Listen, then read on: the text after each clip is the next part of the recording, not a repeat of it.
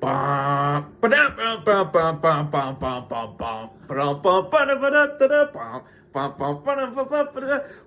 back to League. I'm your host, Cybershine 3, joined as always by my lovely co-host. Spoiler alert. You're the co-host. I'm the host. Oh, what? That's an outrage. That's why you have to do the baseline. That's why I have to do the baseline? Yeah. We'll explain the baseline in a minute. Welcome back. We have a very silly episode for you today. This is a special. This is a holiday special. Not just for any holiday. Yes, for a very important holiday. For a Festivus for the rest of us. Yes, a Festivus for the rest of us. We'll get to that in a minute. But first, we have a fun little warm-up that we're going to do. We like to call this one In-Universe Comedian. Do we like to call it, or do we regretfully We regretfully call it In-Universe Comedian. So the way this bit's going to work is that Spoiler and I are going to pretend we are comics in... The comics. In the comics, yeah. That would have been a better title. Oh, write that down. Welcome to the section we regretfully call Comics in the Comics. Yes. Where was I going with this? Okay, you will be a comedian in the DC universe. Yeah. I will be a comedian in the Marvel universe. Hopefully shenanigans will ensue. They already will. I know it. Would you do it first? Yeah, sure. I can go first. Okay. I gotta do my best Jerry Seinfeld impression. I'm not doing an impression. What's the deal with mutants? I mean, don't get me wrong. I'm not no hater. Not that there's anything wrong with that. Not that there's anything wrong with that. There's nothing wrong with being a mutant, but you gotta feel bad for them sometimes. You look at Angel, right? Rich, gorgeous, holds down a 9-to-5 job. Did you mention handsome? The beautiful wings, and then you look at Gold Balls. Oh, sorry, Egg. You look at Egg. What does he do? He can't fly. He doesn't look hot. He shoots little golden little eggs out of his hands. I just mean, come on. And then, don't even get me started. Don't even get me started about this Wolverine character. This Wolverine character. I hear guy's over 300 years old, and he's dating 17-year-olds. I thought that was my job. Pause for laughter. Oh boy. Do I have one more bit in me? I feel like I've been doing a lot of mutant stand-up. Why don't you hand it over and then we can jump back? Yeah, you go ahead. I was out in New York City the other day. I was just wandering around, and suddenly these 16-year-olds in tights come swinging by, and I'm like, what's going on here? Where are their parents? Where are their significant others? Are they dating each other? Are they dating their mentors? And not that there's anything wrong with that. Yeah, there's nothing wrong with that over here. To be clear, we are just making fun of Jerry Seinfeld for his numerous repeated What's instances. the deal with Jerry Seinfeld rizzing up minors? I think that's enough of those jokes for now, though, so we can move on to our other stuff for this. Like, I was in Central City the other day. I was drinking my coffee. I got it from this beautiful shop. I think it's called Jitters. And before I could even blink, it was all over me. My clothes were soaked. I was getting burned. And then I turned around trying to figure out what happened. And before I even come to my senses, I have 2 new coffees in my hands. Now I can't hold anything. And I'm in a completely new set of clothes. Where did they come from? Where are my old clothes? Where are my old clothes? Am I getting them back? Was there a time pause? Why do I have 2 coffees now? What do I do with the second coffee? They're hot coffees. I can't just put them in the fridge and drink them later. There's like change in my pocket, but it's not like the change that I spent. Like, it's not like the cost of the coffee. Like, sometimes it's a little more, sometimes it's a little less. It seems like it's whatever somebody could, like, scrounge out of their pockets, just, like, very frantically, like... So it's like someone's just running on impulse here. Yeah, running on impulse. Pause for laughter. I think I had one more bit. Is this another mutant one? No, thankfully. Okay. I'm not prejudiced. Not that there's anything wrong with that. Not like Jerry. There's something wrong with that. Oh! There we go. So, let me get this straight. When Bruce Banner gets a case of the Mondays, it's so tragic because he was caught in a radiation explosion and he has anger issues. But I have a case of the Mondays and now I got a court order for next Monday. Well, excuse me for flipping the Starbucks table because I didn't put enough chai in my chai latte. I'm done. That's okay. it. That was my one. Let's see. Do I have one more in me? No, I don't. And with that, our very stupid bit is over. And we probably lost 80% of our audience? Yep. So now we can talk to the real heads, people who don't know what Seinfeld is. Seinfeld was an early 90s sitcom starring Jerry Seinfeld. Of Seinfeld fame. And it's a show about nothing. Like, quite famously, they pitched the show called Jerry instead of Seinfeld, and go up to their producers and say, it's a show about nothing. Well, nothing? Nothing.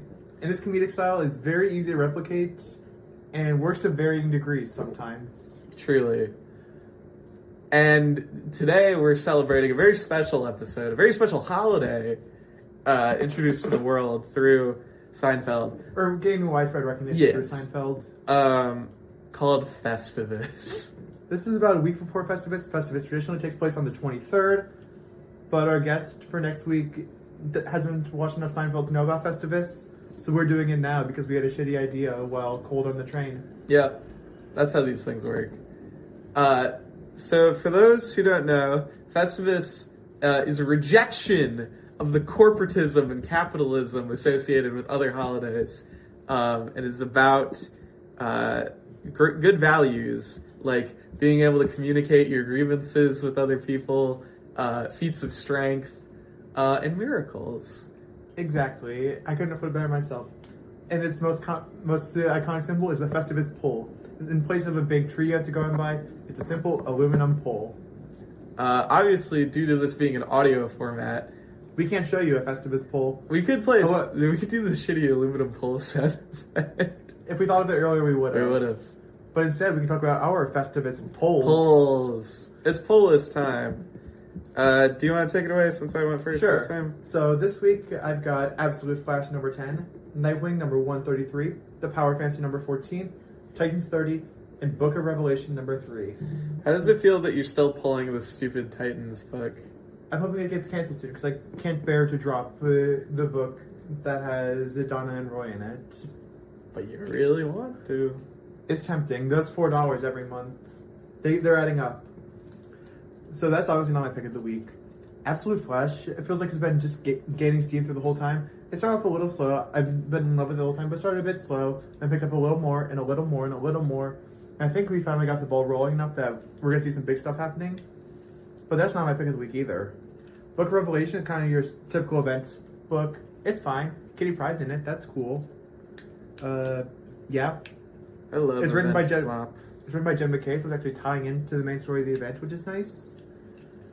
But again, not my pick. It's between Nightwing and Power Fantasy. Those two books are always standouts every month, and coming out the same week is just cruel to me. But I think I'm going to have to go to the Power Fantasy because issue 13 left a huge cliffhanger that I am dying to see addressed. I'll catch up eventually. And that one's also incredible. This is the one that has Martian Manhunter in it, and he's Martian Manhunter. What more can you say? This issue has a guest... No, it doesn't have a guest artist yet, does it? No, that'll be the issue after. This issue had V. Ken Marion, so guest artist. Yes. Yeah, okay, it was a guest artist. Yeah. And eventually, I've heard that I was going to get an industry legend on art, and I'm dying to see who that is. Jim Lee. No, I don't want Nightwing to become a yearly book. You only get one. It's going to be Mark Waid doing the art. No, Tom King art from those shitty covers. Yeah, with the shitty covers. Okay, but we'd eat that up. You and I specifically would eat that up. I would. Like, Tom King has been writing Nightwing. I haven't read Grayson. I've heard it's pretty good. I don't want to be writing Dick right now. I'm loving what Waters is doing. But for this Tom King art, it would be stupid enough that I would have to go out and buy it. The Zanny is just like a little child scribble. Okay, wait, that'd actually be kind of lore accurate, though. Okay, wait, you know what? I'm talking myself into it. But yeah, that's happening in March, so we'll be finding out pretty soon who that industry legend is. So let's start, not next week, but the week after that? Or maybe our next week is Christmas stuff? Who knows? We'll find out. Very soon, though. As for my pull list, I also have Book of Revelation, the final issue for Book of Revelation. I think of the two core books, it's definitely the stronger of the two. I like Amazing X-Men, don't get me wrong. It's not having to try and explain the Cyclops past stuff. Yeah. But that's whatever. Rogue Storm number 3 is coming out. I'm gonna be real. This series kind of sucks. It's not that good, but you know what? I'm committed, and I have a feeling that it'll become relevant when Earth's Mightiest Mutant starts.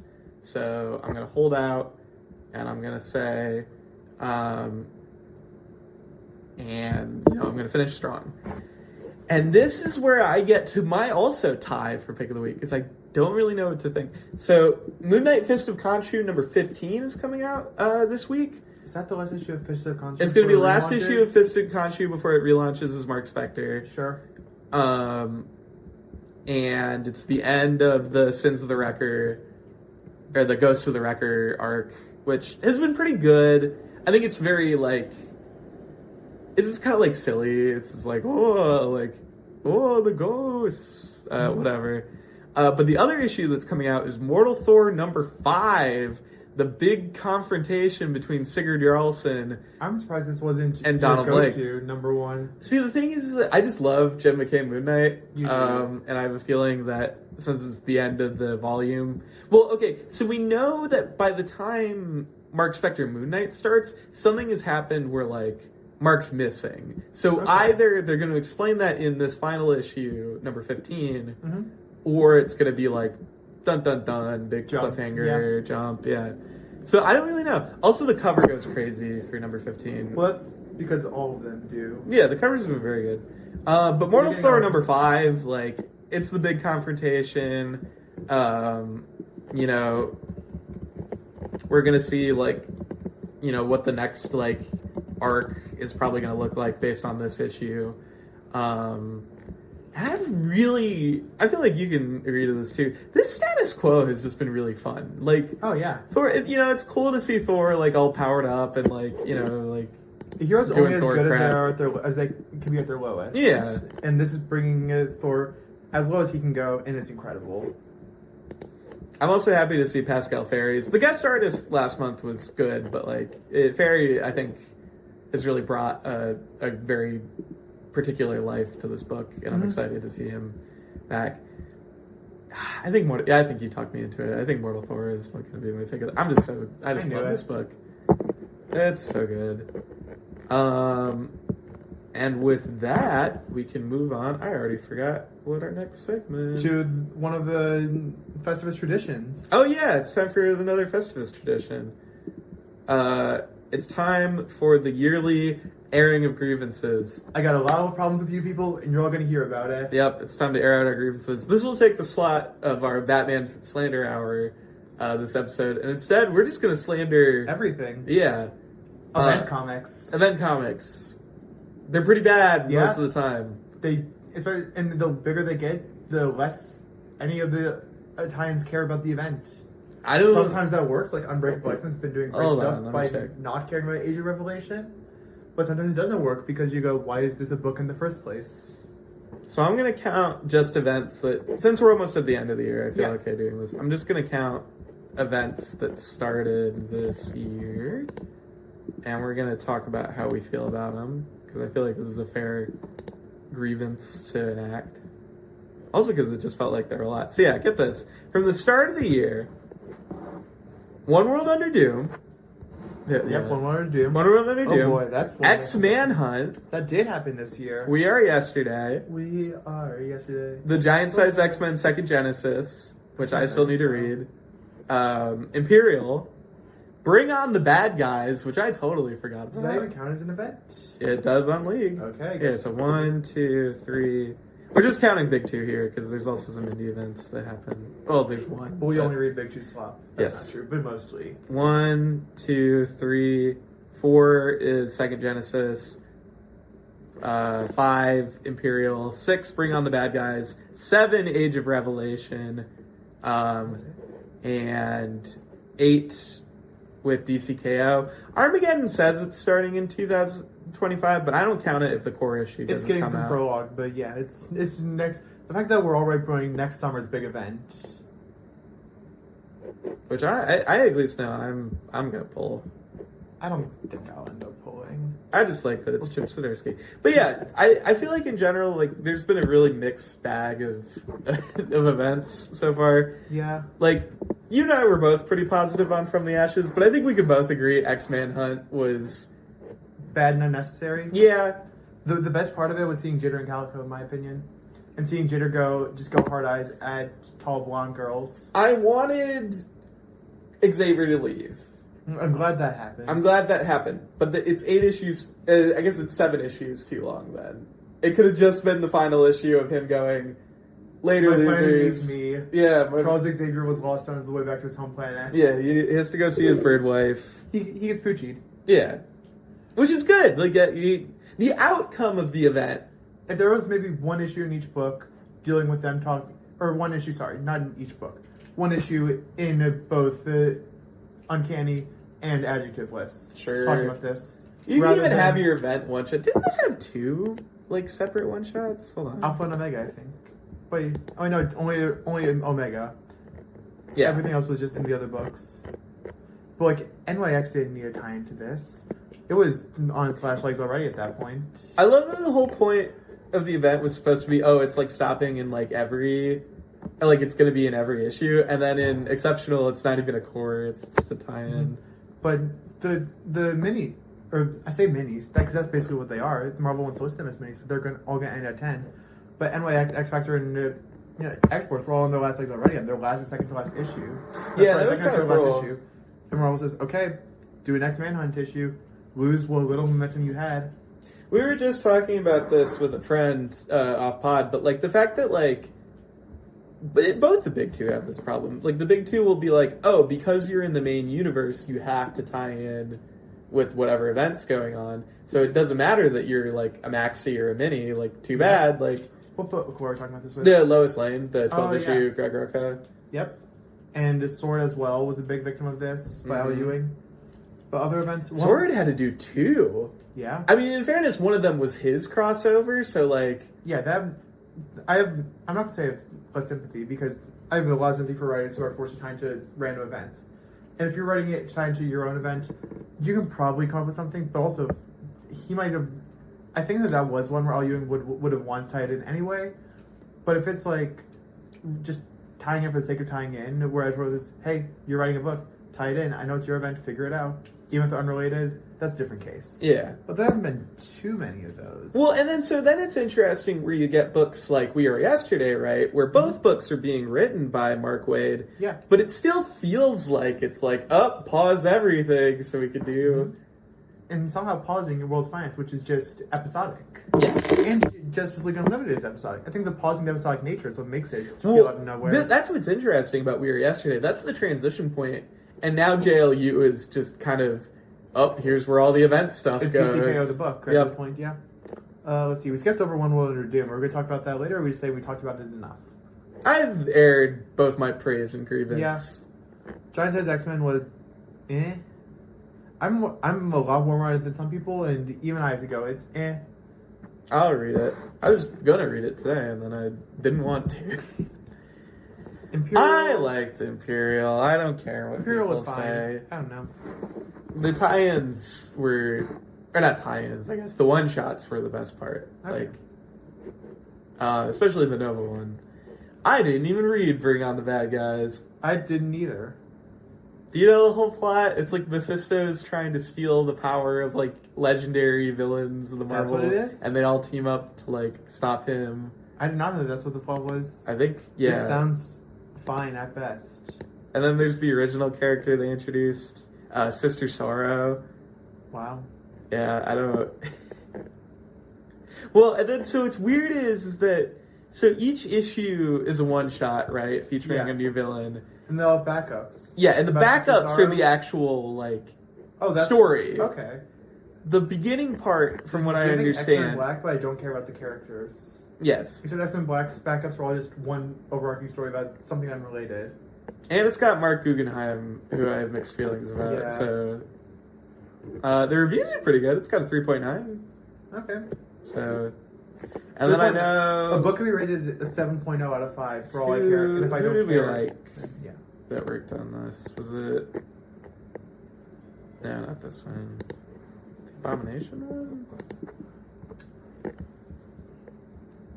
Oh, was it Loki that had... Right, yeah, Anthony Oliveira is writing. Yeah, Anthony Oliveira wrote the Loki. We'll take any opportunity we can to shout out Anthony Oliveira at Avengers Academy. Oh, it's got Khonshu in it. Okay, You're gonna have to read the Loki. I might have to read just this one. Just the Loki and not the backup. Yeah, that's fair. But yeah, it certainly happened, and Marvel wanted us to care a lot more than we did.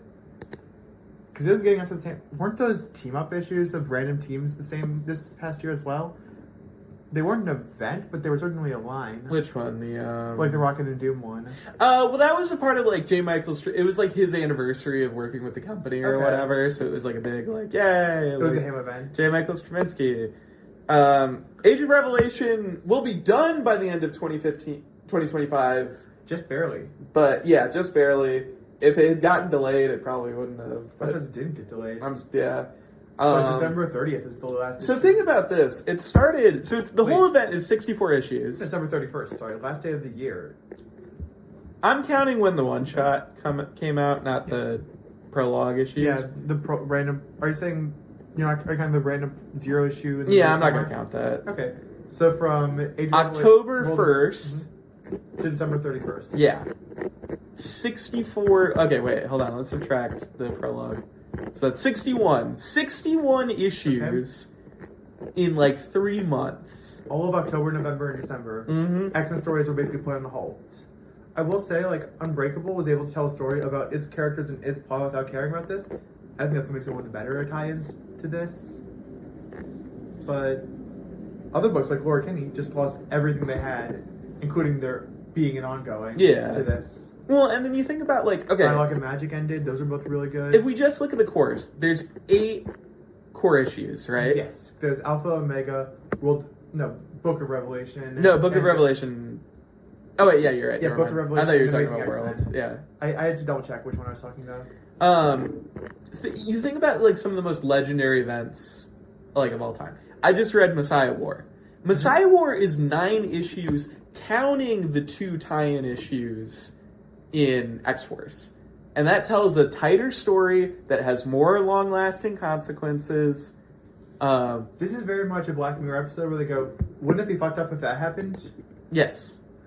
There could have been one issue in Adjectiveless where Scott gets popped into the future and It's a Wonderful Life through it. It's not really It's a Wonderful Life. It's more of a Christmas. It's mostly Christmas carols, actually. Also, how many issues of the Infinity comic? There's gonna be 9 issues of the Infinity comic. Only 9? Wow. I guess it took a while to get started, but 1 per week. Crazy. This could have been they could have done a Christmas Carol issue. They could have let the build up last a little bit longer, and then one of the December issues, or have a couple issues in November and December, be like, here's what Revelation was like before. Here's what he's up to now. Here's what he's up to in the future. And a 4th issue where they stop him in the present. That would have been fun. It would have been thematic to do a little bit of Christmas Carol for the winter season. I don't know. Well, and especially, like, I feel like I've talked about it. Stopping every single book in the X-Line and canceling half of them. I feel like I've talked about it on the show. I love, like, a fucked up, like, oh, what if that happened kind of world. Sinister. Oh. Okay, we have to air grievances. We can't start. We can't start. Well, we can say that Sinister is very comparable to this. Yes, and that it took 3 months. It had an Alpha and Omega. It actually had 3 series of 3 issues each, plus an Alpha and Omega. So that nothing paused. Some things paused. Only Immortal, Red, and Legion paused because those were the 3 that got the title. Oh, okay. But the rest of the line is able to keep going on as normal. Which, I think that's what they should not think to And there were actual consequences to Sinister. And who knows, maybe Age of Revelation will somehow have consequences. But I'm struggling to see it. I think that we'll get a big reveal about Beast. Probably. Because reading through Amazing X-Men, that's not our Beast. It sounds like the reveal at the end of the finale is going to be that somehow current universe Doug can see what's going on in... Okay, I don't know. And he's going to learn from it, so he does it better. Scott definitely sees it. Yes. Because he's going to get put back there. And yeah, you get that great cover of him using the Soul Sword. Yeah. I'm not going to lie. If it took Age of Revelation to get that cover, you know what? Small. It's weird Scott's using the Soul Sword. But it's also sick as hell. It's like him wearing the Magneto armor. Does it make sense? Speaking of things that don't make sense but are kind of cool, Oh, okay, TCKO. yeah. I'm not a huge fan. You're a huge fan. I like it okay. I think it's exactly what it says on the tin. And you know what? That's better than some events. Because some events, you go into it and you're like... what I will say, though, about DCKO is that somehow there's too many tie-ins and also not enough. It's weird that so many books aren't actually getting tie-ins. So the books that are stopping everything they're doing to tie in, or stopping everything being used a little loosely, because Titans is continuing some of its bad momentum. Aquaman, Superman, Titans, Aquaman, Flash. I think it's just those four. Yeah. So, like, nothing in the world of Batman. I mean, they're and JLU. But at least, like I said, that's event books off now. We are getting Night Fight, but it's not in the main book, so it feels like a separate, like... I think that's a good thing, looking at what Fraction's been up to. Oh, for sure. No, I don't want to mess with I think we should cancel Fraction. Hachoo for tie-ins. It's still not... I know, guys, I swear we're trying so hard not to talk about it, but, like, it's still not finished. I didn't say anything about it. I just said that it should have gotten tie-ins. It's true. It's so true. But, like, yeah, like... Mess up the legacy numbering. That'd be funny. It's really bizarre to me that, like, this is supposed to be a huge, like, universe-spanning event, but at the same time, like... What books is it impacting? Aquaman, The Flash. Like the ones that are actually kind of our universe books are Titans, JLU, and Superman. Yeah. But nobody's caring about Titans. The shop I go to get most of my comics has told me, yeah, I ordered 2 copies. One for you and one for one other person I ship it to. Well, and like, so my thing, right, is that, like, it makes sense that Superman ties into it. Joshua Williamson. Yeah, and Joshua Williamson's one of the architects of the event. So, like, sure, and from what I've heard, they're some of the best parts of the event. I'm not caught up, but okay. I actually am planning on reading that soon. So wow. But like, what's another good? Like, okay, so Joshua Williamson, one of the main architects of the event. Mark Waid. So okay, sure, it makes sense that JLU is tying in. Here's where it gets weird, though. So we know Jeremy Adams is on the ground floor of the event, right? And his Aquaman is tying in, so sure, that makes sense. But then his Flash book is... Or no, he's not writing Flash, never mind. No, yeah. His Green Lantern isn't tying in. Yes, his Green Lantern is not... Well, he's weirdly protective of Green Lantern. I've noticed that. Like, the Green Lantern stuff is never, like... I'm shocked his characters showed up in the most recent issue of Titans. Wow. Also, Christopher Cantwell wrote some stuff, apparently. I like him. He wrote a pretty good Iron Man. Also, poor Dan Mora. You know what? It's supposed to be airing of grievances time, but I will take this moment to say, Dan Mora, I hope you get a restful Christmas this year. You poor bastard. Anyway, dropping down to one big 2 book. One big 2 book, one indie, because he's doing Transformers. Yeah. But he's still doing covers for everything. No, he's still doing... You know what you can have a grievance about with this? The way artists are treated. Yeah, I have a grievance. Yeah, you know what? Here, we'll pivot. I got a problem with the way artists are treated. I got a problem with the way artists are treated. Let the man... And, like, I love his art, and I do want to see it. But the problem is also, like, you can't, like, burn him down. You can't ask for 60 masterpieces a month. Yeah. Like, this is a perfectly good example. Compare the... And this is exactly exactly what... All more things masterpieces, but they're good artists. Yeah. They're widely loved. You can't ask for him to do a variant for every book every month. Yes. And expect him to all stay at his quality. A perfect example, this is exactly what happened to Jorge Jimenez. Jorge Jimenez was a great artist who was on one book, and then that book blew up because of his art, and now he's getting tapped everywhere. And that's why Chip Zdarsky's run, which was supposed to be them working together, slowly devolved until Jorge was maybe only doing all the covers, but every couple issues. Yeah. And it looks like he's gotten a break. He's doing Fraction, and is that the only book he's doing? That is the only book, as far as I know, that he's doing right now. I will double check. Met him in person. He's incredible, and he's hot. But yeah, like, that's a really good example where, like, you know how this keeps happening, DC. Like, you watch it happen. And also, Marvel's in an arguably worse... Superman, isn't he? Or one of the Superman books. Maybe? I don't know. I know he's going to be doing the Superman Spider-Man. Yes, he is doing that, which will be nice.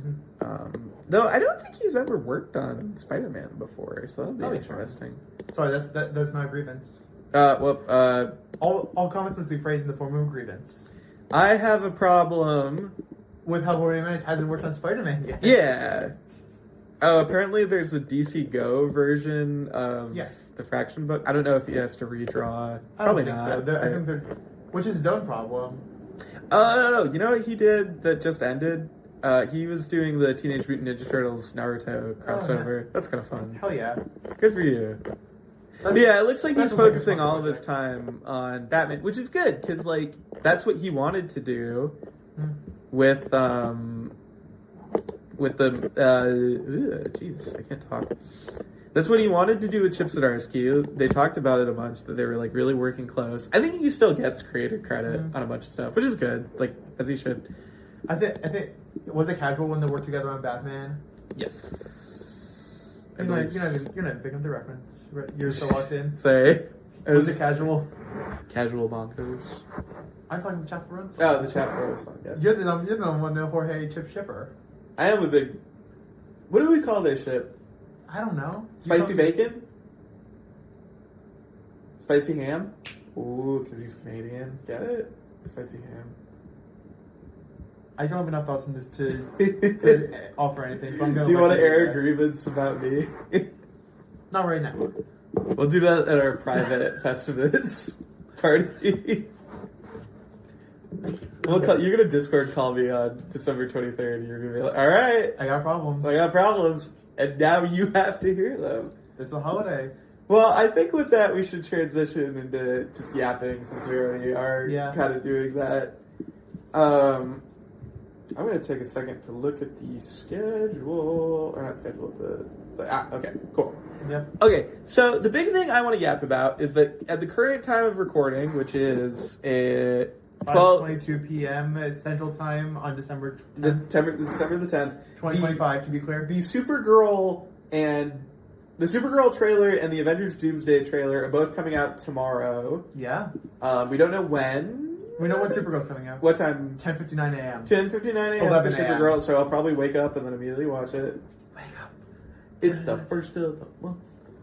But yeah, so we're gonna watch that tomorrow. What are you feeling going into it? Like both. I'm really excited for Supergirl. I'm going to watch Doomsday, but the MCU hasn't had me hooked in a while. Fantastic Four was good, but not good enough to sell me on Doomsday.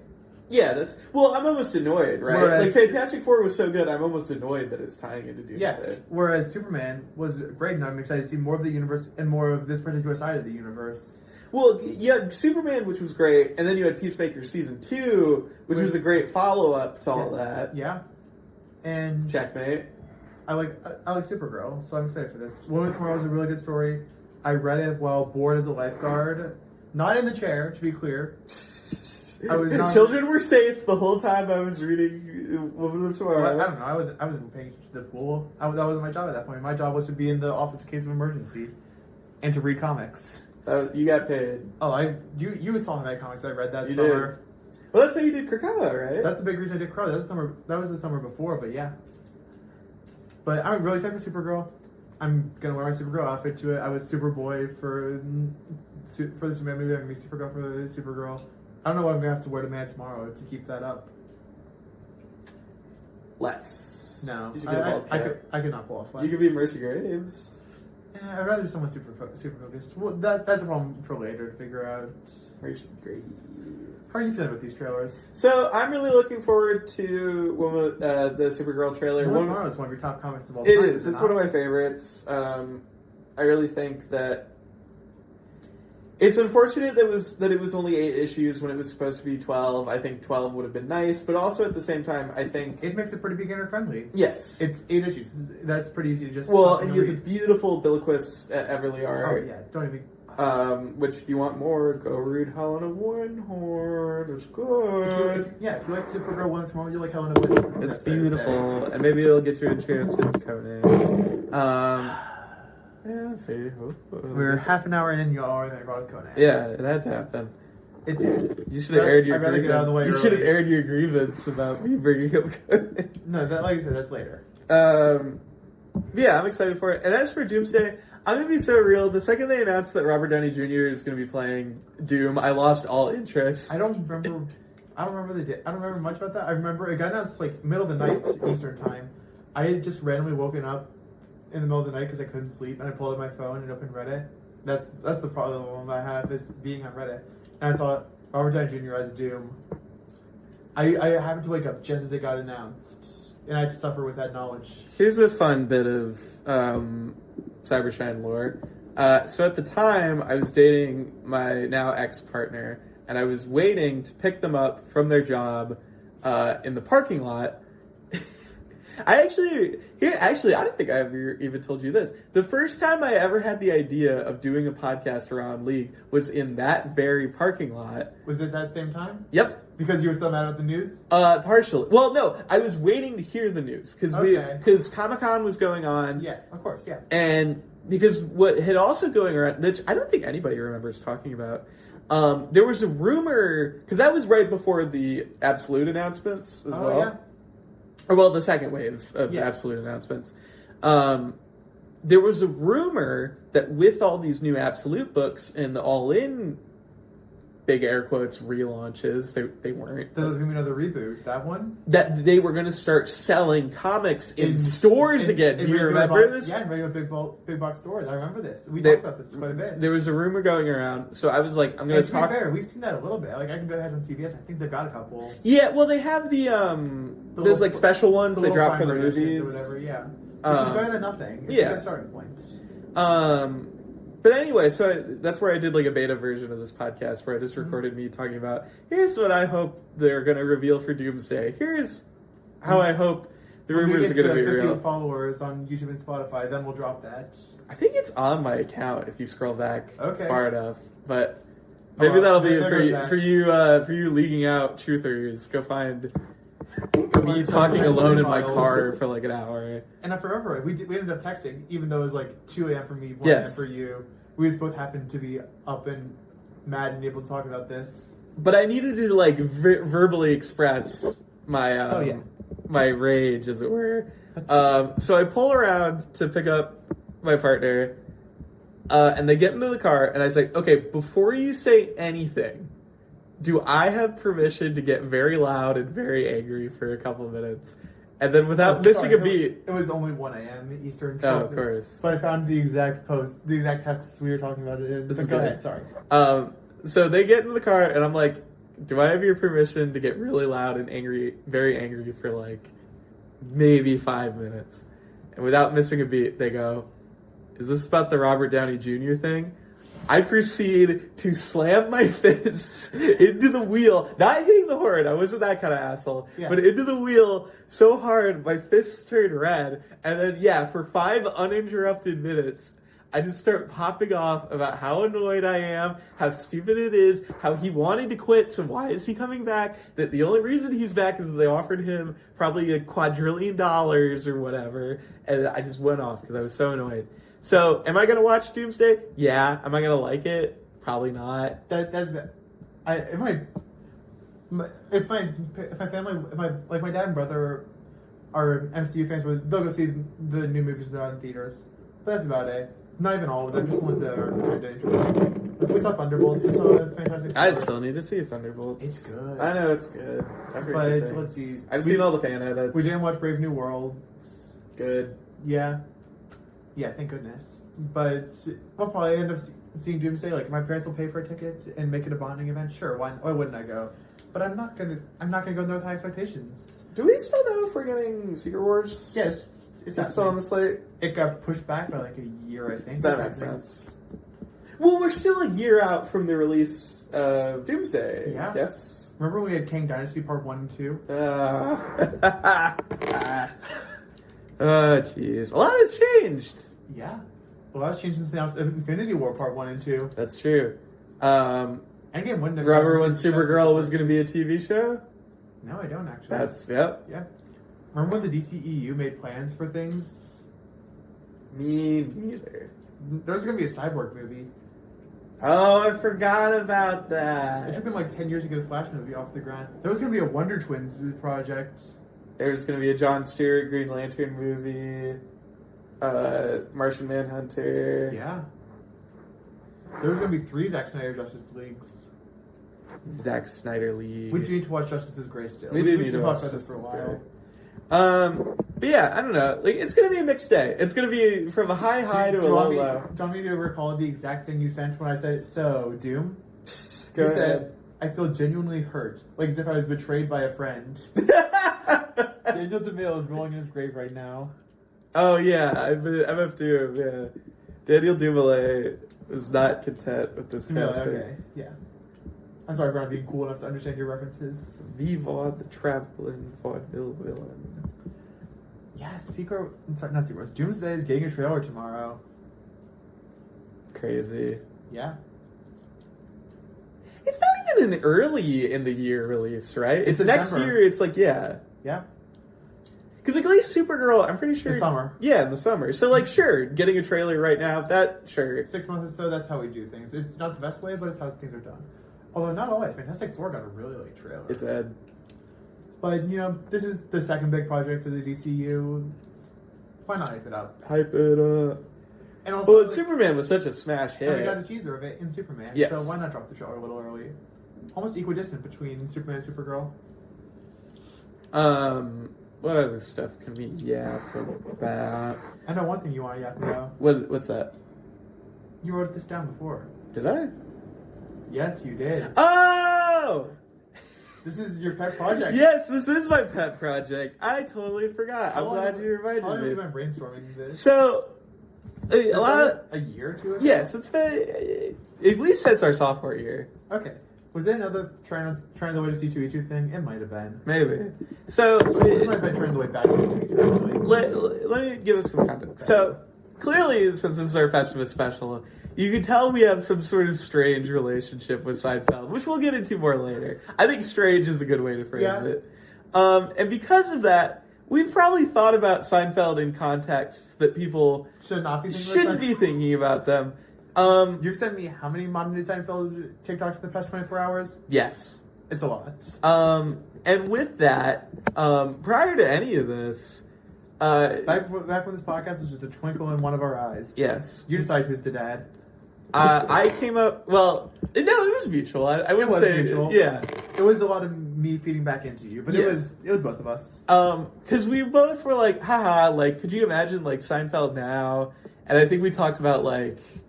The typical things of, streaming service passwords are so annoying. I think we made a crypto one, like Jerry gets into crypto or He would. something. Maybe George getting into crypto, but yeah. But the then one that stuck. we settled on a little skit. Well, not skit. A pitch, we'll say. A pitch we call... A pitch about nothing called... The Convention. Let me set the scene. Jerry walks into the apartment. He's got a big smile on his face. George joins him. Also very like jovial. They give each other a high five. They're like, "Heck yeah, we did it." Elaine comes in and is like, "Hey boys, you know What what are you so What- excited yeah. about?" And Jerry explains that they were just at a coffee shop. At Monk's probably, because, that's yeah. how the show works. And they were looking at the sign for a convention that's come to town. The convention is called Paw Fest, and the tagline is, "For lovers of all things furry." So, for pets. Yeah, so Jerry's like, yeah, like a pet lovers convention. Immediately we know that Elaine knows what it actually is. You can But see we the also look on know- her face. We also know Elaine's not going to tell them. Yes, because it's funnier that way. Exactly. That's how comedy works. And Jerry explains that while George and him were looking at the sign, two very attractive women with dog collars like on their purses walk over and express that they are going and are you interested as well to Jerry and George. And Jerry and George, anything pick up a girl, of course they're going. So now they've agreed to come to, what do we call it again? Pawfest. Pawfest, yes. They're agreed to go to Pawfest. Elaine is like holding back like tears of laughter and is like, "Oh, that's really funny. I'm going there too." And they're like, "Oh, we didn't know." And she's like, "Yeah, I just love dogs." Yeah, love my dog, yeah. Cut to the Elaine B or C plot, where we find out that she's scrambling across the internet to try and figure out who took her story and got George famous. Yes, so the big reveal is that Elaine as a child wrote My Little Pony fan fiction, and it blew up but it blew up because someone stole it from her. Yes, somebody is claiming to be her, as like the author of this famous fic. I don't think we ever gave it a name. No, or even an idea. But it's probably pretentious. Elaine's horse famous. Yes. But no one knows she's horse famous. So she's heading to the convention to confront this thief. But Jerry and George, they don't know that. Yeah. So then Kramer comes into the room. Does the signature entrance to crowd breaks out laughing? You know how Kramer works. And he's like, so what's going on, you guys? And Elaine, she can't help herself. She bursts out, the boys are going to Paw Fest. And Kramer gets like a sullen look. Like a crestfallen. Yeah, crestfallen. That's a good word for it. And he's like, what a coincidence. I'm also going to Paw Fest. Because, he's got his job of the week, he's got a lot of customers there. Yes, the job of the week is that Kramer makes fursuits. And he's probably with Newman's help. And like every fursuit crafter, he is like totally emotionally destroyed by the process. See, like it has wrecked his life. It is the only way he can make money, but it is also like ruined him emotionally. Classic Kramer. And so Kramer is like, oh, you're gonna need like the right gear. Yeah. And Jerry's like, well, what do you mean? And Elaine butts in and she's like, well, like when people are really excited about their pets, like really like into it, they like wear... They look like their pets. Yeah. They matching collars, yeah. They put on some ears. And George immediately is like, listen, I like cats as much as the next guy, but like I'm not going to put on any ears. And Elaine's like, suit yourself. Like, I just don't know if the girls are going to buy that you're, big into pets unless you don't. And he's like, whatever. And Jerry's like, okay, great. Where do I... Where can I get these? Where can I get these? And Kramer's like, hold on a sec. And he leaves. And he goes in the room. He goes to his place. Mm-hmm. And he comes back. And he has like those classic like big paws that have like the squeakers in the hands. He's like, here you go, Jer. And Jerry's like, are you sure? Like this seems a little like overboard. Oh, I'm sure. And Elaine's like, oh, honestly, you'll be underdressed. With just that, you'll be underdressed. And so naturally, after a classic baseline transition, we're at the convention. Jerry and George very quickly realize this is not for pet lovers. This is not for pet lovers. But Jerry's in it. He's like, you know what? These girls are hot. Like, they seem really enthusiastic. Like, you know what? Let's just like... Let's figure it out. Let's figure it out. George, meanwhile, is just like... Trying to figure out how to get out as soon as possible. Yeah. And on his way out, he passes a couple booths. And, like, without him realizing it. Like, it's like a classic movie scene where, like, you're going through a bazaar and you, like, acquire... Random stuff. Yeah. He ends up walking out. And he has, like, a collar with a bell. He has cat ears. He's somehow acquired, like, a maid outfit. Like just the classic like Gooter bait, and he walks out the door, and he's like, to be there. I'm finally out. And he looks over, and Frank Costanza, his father, is across the street. Doesn't matter what. I don't know. Maybe the restaurant. I don't know. Whatever. It's a sitcom. These things happen. He's like, Dad, I can explain. And Frank, without missing a beat, just goes, I have no son. And he gets in his car and he drives away. And so George, defeated, like, returns into the convention. He's like, well, I guess this is my life now. Meanwhile, Elaine... Is that fine? She's in line to meet, like, her impersonator.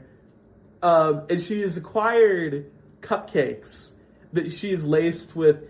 I don't know if we decided what, like, maybe laxatives. Yeah, like, she's like, oh, I'll make them, like, pee themselves in front of or poop themselves in front of their beloved fans, and that'll get them. Sure. And she gets to the front, and did we decide, like... It was Newman. Yeah, that Newman stole her horse fan fiction, and is now horse famous. He's, like, Klopp's lover, like, 420 or something like that. Like, he has a stupid handle. No, maybe 69 or something. Oh, absolutely. And Elaine's like, do I do it? Like... And Newman is like, I can tell them who the original author was. If you go on a date with me. Yeah, if you go on a date with me. And Elaine's like, I don't know. I want the credit, but, like, I really don't want... And so then we hard cut to, like, Jerry, who's, like, waiting in a specific spot. Like, the girls have agreed to meet him. And he's like, oh, they're kind of taking a while. And all of a sudden, like, the most, like, expensive fursuit you've ever seen. Like, beautiful tail, like, really intricate, walks up. Can't tell who it is, it's full body. Mm-hmm. And Jerry's like, whoa, what's going on here? And then it's the girl that he was talking to earlier. And she goes, hey, Jer, I'm so glad you could make it. Where's your suit? And he's like, I just got, like, these. And he shows the gloves. And she's like, I don't know. And then he squeaks to him. And the girl goes, ah. I don't know if we have an ending to this bit. No, I don't think we do.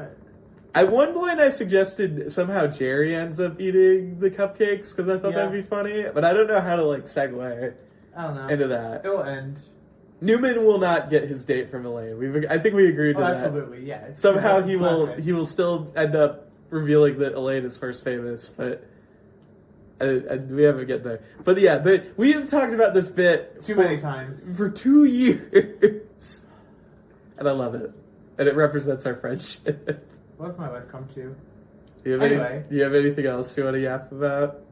Let's see. I don't think anything aside from what the next kind of talking point, one of the next talking points about. Like we said, we have a complicated relationship with Seinfeld. That's what this episode has become. When it hits, it hits. Yes. But also, it's sexist. It's got some racist parts. Definitely some racist parts. It's not the surprising wrong with that. It was good for the time, but also the show kind of homophobic and transphobic at times, if I remember right. I think what fascinates me about Seinfeld, and the fact that I talk about it a lot, even though I haven't seen that many episodes. Yeah, you've only seen a handful of episodes. During COVID, my parents decided that me and my brother should watch every episode of Seinfeld, including the finale. Okay, the finale's pretty good, though. That's the minority opinion. Really? I like that it loops around. I think that's funny. Oh, I feel like it's probably gotten more positive publicity at the time. But well, now that you could actually go back and watch. When it was there, it was hated. Yeah, because they're like, what? I don't remember this happening. And it's like, well, you have to... Well, really, because it's nothing. It's everyone in the show just getting put in jail for no reason. Although also, they're all terrible people. And that doesn't get talked about enough. Because Jerry, in every episode, is portrayed as likable, despite being terrible. Yeah, he's a terrible person. I think okay, so this is what I was getting at, where it's like, I think the reason, like, I'm fascinated with Seinfeld is, like, the cultural impact that it's had. Oh, yeah, because the finale got, I want to say, like, almost, like, a quarter to half of all Americans were watching it. Live. A huge part of the country. Enough that I think businesses had altered hours and stuff. Yes. To watch Seinfeld. We're all tuned in at the same time watching the same thing. And you think about, like, how things like It's Always Sunny and, like, even, like, you look at, like, the corporate comedies that have come to, like, dominate. Like, you can feel a lot of, like, The Office and, like, Community, Parks and Rec. Yeah. Like, it fundamentally changed how TV comedy functioned. The Big Bang Theory is a big one. Big Bang Theory. Parallels too. The Big Bang Theory is if instead of acknowledging that the characters are whole people, it pretended like they were all good. But they were... but they were also nerds. Yeah. But, like, weird fake... Again, like, that's something, like, the more you read comic books and you start watching Big Bang Theory, you're just like, oh, these guys, like, don't know anything. Like... They know enough about comics to make them seem like obsessive geeks to your average to the 9-to-5 layman, worker. Yeah. And if my brother tries to show me a clip, I'm like, wow. That's someone being sexist and referencing Aquaman. I'm gonna beat you like how Aquaman beat his wife. Average Big Bang Theory joke. But yeah, like, I don't know, like, okay, this word has been turned into a bit, but, like, if you think about, like, memes, what memes originally meant, right? The idea of this, like, cultural, like, gene that, like, changes the DNA of culture. Seinfeld, dear God, I hate that the sentence is coming out of my mouth. Seinfeld is like one of the best examples of a meme. Because I wouldn't say that Seinfeld itself is, but it produced so many cultural touchstones that were basically memes before memes were able to spread through the internet. Festivus, Soup Nazi. I'm out. Just bada bing, like the contest in general. Yada Yada yada. Not that there's anything wrong with that. And, yada yada. Yada yada yada. Like people do that, and they've never seen an episode of Seinfeld in their life. Mm-hmm. I did that before I ever saw an episode of Seinfeld in my life. Like, and I think it's just so interesting because, like, other than its impact, it's not like the most remarkable show. There's nothing like technically, like, they're not doing like stunts. There's no like special effects. Like. I love that our comic podcast has been like, this is me reckoning with like what Seinfeld means. So apparently Yada Yada was already a universal expression before Seinfeld, but then it got Seinfeldized and everybody was using it. Because that's what Seinfeld does. It's a culture creator. People will talk like anti-dentites. It's not as my friends. You're being a Newman. You're being a Newman is like in a dictionary, I'm pretty sure. I'm not looking that one up, but I'll take your word for it, because it's funnier to imagine that. And then, like, okay. And I'm just messing with this because it gets me a little emotional. Like, okay. Nothing's been... It's hard to say that any TV show's been that relevant since. I would even argue things that were airing around the same time that have lasted longer aren't as impactful. Oh, yeah. Case in point, Simpsons. Yeah. I love The Simpsons. I would say that Simpsons, from that time, has maintained that level of impact. But Simpsons itself, as a whole, with new things, has not maintained its level. And because of that, it's arguably ruined the cultural cachet of, like, older Simpsons. Because now Simpsons has this reputation of, like, oh, it was good, but before the stuff you're watching right now. Oh, yeah. So it's now, like... As someone who's forced themselves to watch 20-something seasons of The Simpsons... How do you feel about that? Should we do an episode where we talk about The Simpsons with them? Just so you could, like, get out... We could. Yeah, that'd be fun. Not anytime soon, because the fact that we're dedicating a whole episode... Why are we doing Seinfeld of all shows? Neither of us care that much about We're having... Seinfeld. Okay, this is where the big existential crisis of the episode happens. I feel like this has become, like, a regular bit for the show, where we just have an existential crisis. We're making a whole episode about a show neither of us feel... Well, okay, but that's not even right. We do feel passionate about it, but in our lack of passion. I feel passionate about the cultural impact of Seinfeld, not the episodes of Seinfeld. Yes. Because again, it's an unremarkable show. It's a show about nothing. And it's like... Well, and then you look at what it would lead to, right? Because Larry David was a writer and executive producer. He would get his own show eventually, which arguably is funnier than... I saw the second episode. You should watch Curb Your Enthusiasm. It's good. I know I should. Or like I don't think we'd have any of like the very... No modern sitcom could exist without Seinfeld. No, not at all. And I think it reshaped... there were always like sitcoms where it's like, oh, this is a comedian you already know, like, and we're going to make a show focused around him. I think George Lopez's show was airing around the same time. Rodney King of Queens with what's his name? Paul Blart Mall Cop. We'll call him Paul Blart. Paul Blart. He had a show at the same time. Like, celebrity shows weren't a new thing. Yeah. But everyone was choosing into America's Dad. Oh, you know what? You know what we also wouldn't have without Seinfeld? That terrible Rob Schneider show. Have you seen that? The Real Rob? Oh, it's awful. Well, I don't want to, but yeah. There's an episode where he like runs over a guy, and the whole bit is that the cops are too excited that Rob Schneider is there to help the guy that Rob Schneider hit. Meanwhile, in Seinfeld, when they see a guy get hit by a car, they get called into the court and all go to prison.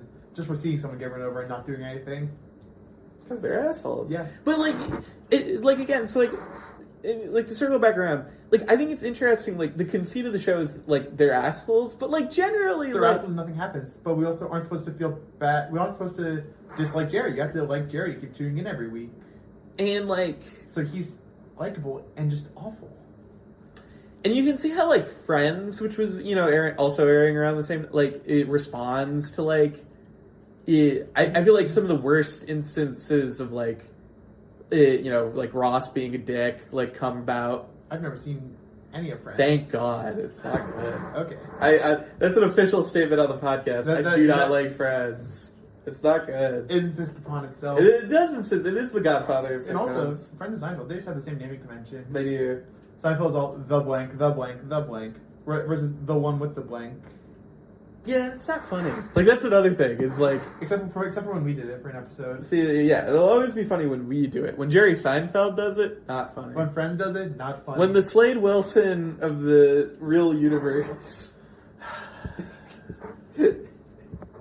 Also, already he's a loser because of that. And he's also pro-Israel. Yeah? That's another one in Seinfeld that you've done. Oh yeah, well I can't claim to have created that, but that bit does send me. I was trying to look that up on my train ride and I couldn't find it, and I was very upset. Is it lost media? I guess so. Maybe he got mad about it. I know he gets really mad when people are like, "So you're a Zionist? What's up with that?" And he's like, "Why should I have to defend that I'm a Zionist? I want 2 passports." But what do you need 2 passports for? Yeah, a parking spot was promised to me too, but I didn't get that. Seinfeld is just such a bizarre show, and its impact and our lack of enthusiasm about it. How do we make this about comics now? Do you remember the Dan Mora variant cover for World's Finest, where it's comedians in cars getting coffee? Yeah, that's Seinfeld. And we successfully tied this back into comics. We did it. I'm at a weird point. Let me tell you where I'm at. On the one hand, I feel like we should end the show now, right? I think we've said our piece. We've had people sit through an hour of this. An hour of us like bitching about Seinfeld. But we talked about comics in there too. But at the same time, like, I feel like we owe our viewers something like a bit more on brand. So I have a fun game that I just invented in my head. Oh boy. And it's Let's called see how you can explain this. This Month in Gay. This Month in Gay. So what I want you to do is I want you to go either to your reading log or your reading stats, whatever works for you. Let's pull up my reading log because I actually use that. And here, since November's over, we'll just use November. Yeah. I want you to look back in November and, like, regardless of how new it is, you know, how you felt when you were reading it, just right now, what were some of the gayest books you read in November? So I'll go back to the beginning of November to start this. I'm going to go from the first to the ending. So I'm really reading a ton in November. Oh, wait. Oh, I have some days when I read a lot. Let's see. Space X-Men wasn't gay. Runaway. I read Runaway's number 5. That's pretty gay. Because Nico and Carolina are one of my OTPs. This is why I need to keep up with my reading log, because I have to be like, okay, when was November? I read Superman of America. Unfortunately, that's not that gay, but it also was a lot of fun. So this is your official recommendation to go read Superman of America. Supergirl number 7, the Thanksgiving one. Very gay. That's gay. Very gay. Strange Tales. That's Very gay.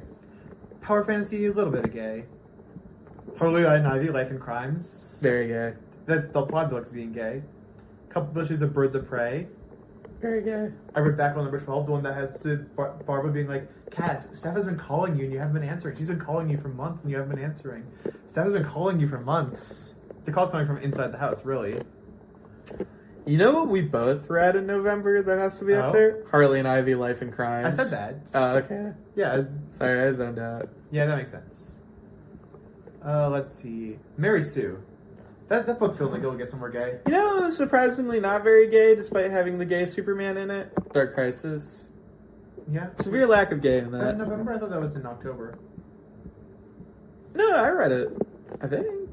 Okay. I had to have. Yep. The reason I messed up because I already read it once. Yeah, you didn't have to relog it.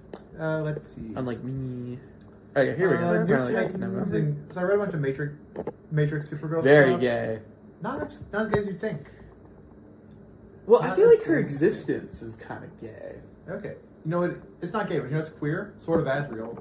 Because Jean-Paul Valley, estrogen could fix him. Yes. I left in my review that Jean-Paul's me, if instead of gender dysphoria, I got trained to kill since birth. I also read the first appearances of Rose Wilson and Cassandra Cain, and so let's see, I reflipped through the first appearances of Mia Dearden and Stephanie Brown. They're all gay to me.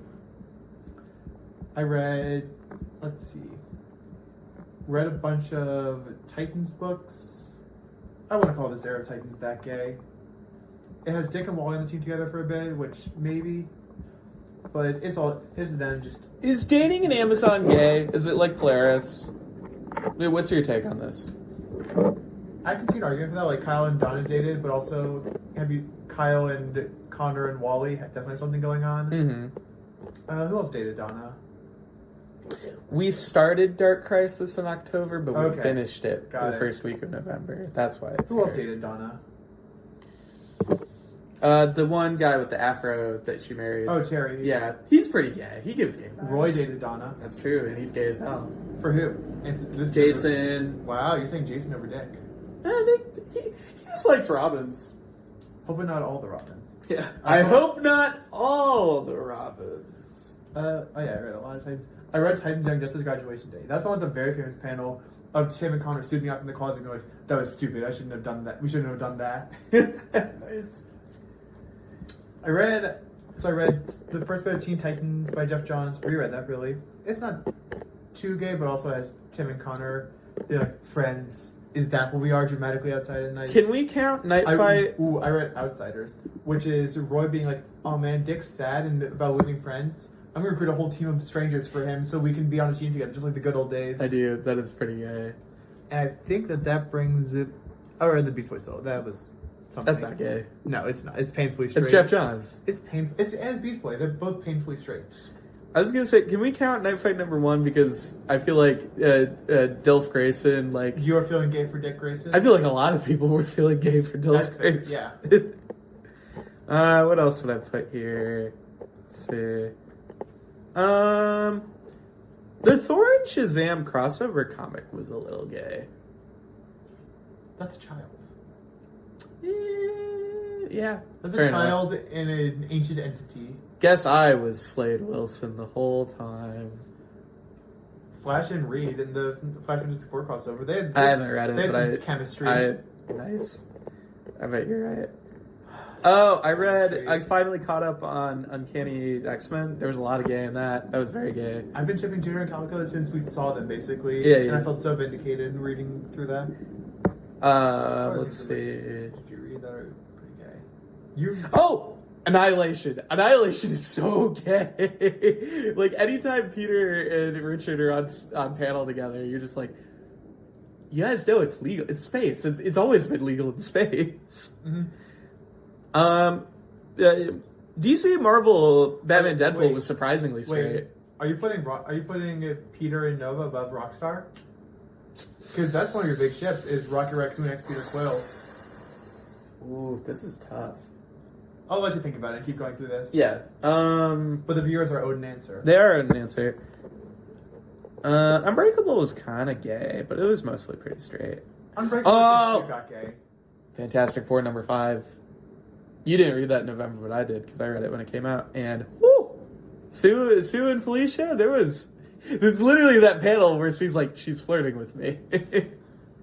Shout out Felicia, she's awesome. Long Shot, surprisingly straight, unfortunately. Mojo World stuff should always be gay. Mm-hmm. Gwenpool, also surprisingly straight. I read Gwenpool. Yeah, you did catch up on the pool. It was fine. It was bad to find. Gotham City Sirens, Unfit for Orbit. Oh, you finally Gay got it. as hell. Yeah, that goes without saying. It's Lee Williams writing Harley and Ivy. It was very good. And also Catwoman third wheeling them. Let's see. X-Force, that was pretty straight, not gonna lie. I mean, surprise, surprise, the X-Force book. Really? Even with Cable and Strife? What's It got more gay when they showed up, but Okay, yeah. I really read that. If only I read... Unfortunately, Wiccan and Witches Road barely missed out on this. Absolute Wonder Woman number 14. Ooh, yeah, I didn't get to read that until after break, but oh yeah. That was gay. The fact that Zatanna sees Diana, and the first thing she talks about is how beautiful her eyes are.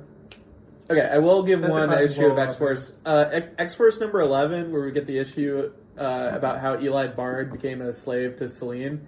Much like dating Polaris, dating Selene is gay. Sorry, Being I don't make around the Selene rules. is gay. Having Selene in your book is pretty gay. I think only gay people care about Selene. I know you do. Messiah Complex is a very straight event for the most part. Okay, here's the thing. I don't personally ship Bishop and Cable because I think there's too much stuff going on. But I get why people do, and I will say I do think the 2008 Cable book is very gay. For like he always knows what I'm gonna think next, and like that. You just get dialogue like that. And I'm like, okay, buddy. Yeah. Is there anything? Oh, I read Strange Tales #1. That was gay. It had some gay in it. Oh, that 2 counts of gay in it.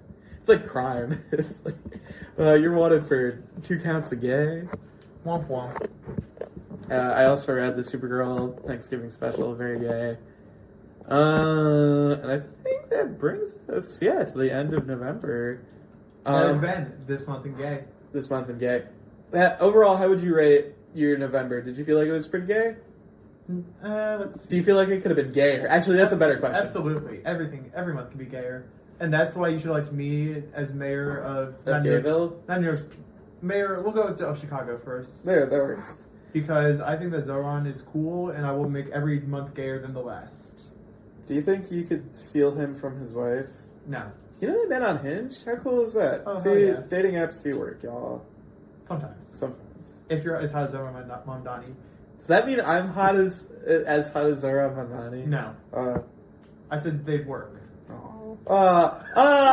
Cruelty. Who knows? It could be saying that your partner is as hot as Zoran Mamdani. That's true. Well, I'm a wife guy, so of course I think that. But I was gonna say, I feel like my November could have been a bit more gay. With how many '90s comics I read, I'm surprised it wasn't. Well, that's my problem, is that I read too many early 2000s I started books. caring about straight couples this month. I That was disgusting. I cared about 3 different Kyle Rayner ships in the span of 2 days. Those being Kyle and Donna, Kyle and May, and Kyle and Alex? That's I don't know. The one who gets fridge? Yeah. I don't know. Her name. It's either Alex or Alexa. I will know when I finally own that issue. You feel weird session on hunting down that issue. I do. But there was a really cute scene of Kyle going to her grave and being late for a date with Donna. I also started caring about Damage and Argent. You know what that reminds me of? Not Have just you caring seen about that the really character sad relationships. short? It's like the Up shorts Aww. where Carl asks permission from Ellie's portrait to go on a date. Yeah. That's what Yeah, that's I see giving. that. I think that was the Doug shorts, right? That's what they were called? Probably, yeah. Something like that. I don't know. Because he was the marketable one. Yes. He is a marketable plushie, of course. And still is, yeah. Let's see. You know what definitely could have been gayer? Batgirl. Yes. But it wasn't straight, though. I will say that. Well, yeah, because even with just for Angel Breaker and Nissa, and also Barbara being like, Cass, Steph has been calling you nonstop since you left. I don't want to say this for sure, because I don't know Tate Bromble. I haven't had a chance to talk to him about this. Yet. You're going to stalk him. If he's at C2E2, I'll talk to him about it. Absolutely. But his Cass reads very asexual to me in general. I see it, but I also feel like she's been getting some chemistry with some of the random female characters being That's introduced. fair. But especially I think it's notable that the new also, male character is her brother and not a love interest. I think both of them can be true, where she is being more homosexual and more asexual at the same time. Yeah, that's fair. I have to give my thoughts. Okay. Guys, it took a long time to deliberate. But I do think I have to say I do like Rockstar better than... Did they have a ship? What's... Here, you're the ship expert. Go to AO3 and figure out what the ship name for... And also, hey, I should... You know what? We're bringing this back for a second. This is the second segment of Airing of Grievances. Hey, Marvel. Rich Rider isn't happening. His nickname is Dick Rider. We all know it. We're going to keep saying it. Nobody's going to stop calling him that. It's Dick Rider. But yeah, I do think Rockstar is... Because don't get me wrong, I think him and I think Rich and Peter... Damn it, I did it. I think Dick and Peter have a lot of tension. It doesn't flow naturally. It only flows a bit. And I do think that him, Gamora... I think the 3 of them were in a throuple, specifically in the Al Ewing. Oh, absolutely. In the Al Ewing run. I've only read 1 issue of that, and I was like, yup, that's a throuple, alright. I know a throuple when I see one. So, I do think, there's a lot more precedent for, Nova and Peter, but I like Rockstar better. I like that Rocket calls him Baby Boo. I think that's cute. I have bad news. Peter Nova isn't even... Neither Peter nor Nova is on the shipping wave. That's crazy! However, MCU Peter is. Is he shipped with Rocket? I don't see Rockstar here. No! What if I look up? We have to go to Fur Affinity. I'm not venturing there. I'll go to Fur Affinity. For Rockstar content, I'll go anywhere. You're gonna go to the convention? Well, yeah, I'll go to the convention. Here, what if I just Google Rockstar? You're not gonna get Peter and Rocket. I hate to break it to you. Rockstar ship. But for those of you who know Seinfeld, you might be noticing one very big Festivus tradition that's missing. Those being the feats of strength. Yes. For that, we're hoping to venture into the world of short form content. And when this is up, you should be able to go to definitely our TikTok, probably our Instagram as well. Sorry, definitely our Instagram, maybe probably our TikTok as well. And you'll be hopefully be able to find us participating in feats of strength against each other. Well, these are strength of nerd knowledge. And with that, do we have anything else to add?